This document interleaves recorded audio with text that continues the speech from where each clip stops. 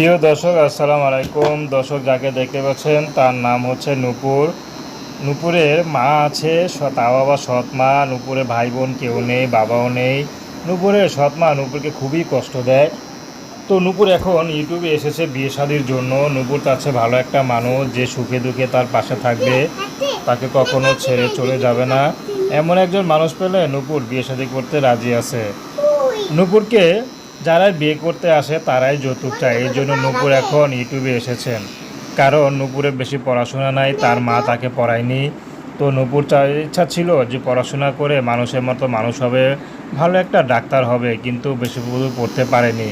তো নূপুর চাচ্ছে যেমনই পুরুষ হোক না কেন সৎ মায়ের ঘর থেকে বেরিয়ে যাবে, কারণ নূপুরের এই পৃথিবীতে কোথাও যাওয়ার জায়গা নেই। তো দর্শক, এই ছিল নূপুরের জীবনের সংক্ষিপ্ত জীবন কাহিনী। তো প্রেম, ভালোবাসা, বিয়ে শাদী করা একান্ত আপনাদের ব্যক্তিগত ব্যাপার।